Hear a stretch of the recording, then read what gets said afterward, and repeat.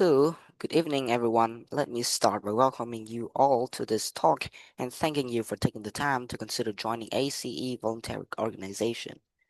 ACE offers support to people and services in the local area, and we're now looking for more volunteers to help us do this. By the way, I hope you're all comfortable. We have brought in extra seats so that no one has to stand, but it does mean that the people at the back of the room may be a bit squashed. We'll only be here for about half an hour, so hopefully that's okay.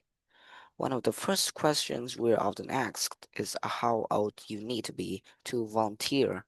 Well, you can be as young as 16 or you can be 60 or over. It all depends on what type of voluntary work you want to do. Other considerations such as reliability are crucial in voluntary work, and age isn't related to these in our experience. Another question we get asked relates to training. While there's plenty of that and it's all face to face, what's more, training doesn't end when you start working for us. It takes place before, during, and after periods of work. Often it's run by other experienced volunteers as managers tend to prefer to get on with other things. Now, I would ask you to consider a couple of important issues before you decide to apply for voluntary work. We don't worry about why you want to be a volunteer. People have many different reasons that can range from getting work experience to just doing something they've always wanted to do.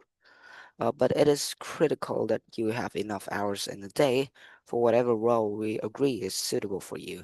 If being a volunteer becomes stressful, then it's best not to do it at all. You may think that your income is important, but we don't ask about that. It's up to you to decide if you can work without earning money. What we value is dedication.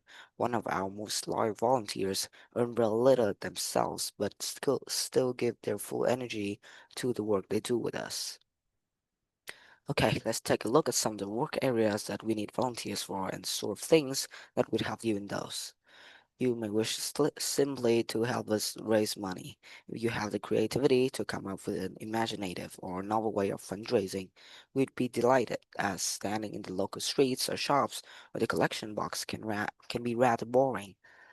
One outdoor activity we need volunteers for is litter collection, and for this, it's useful if you can walk for long periods, sometimes uphill.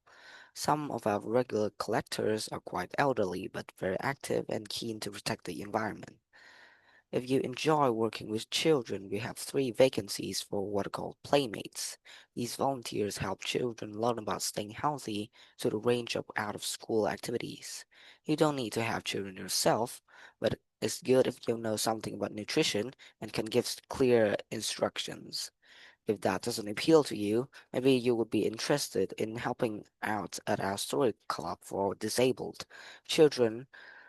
For disabled children, especially if you have done some acting, we put on three performances a year based on books they have read, and we're always looking for support with the theatrical side of this. Last area I mentioned today is first aid. Volunteers who join this group can end up teaching others in vulnerable groups who may be at risk of injury.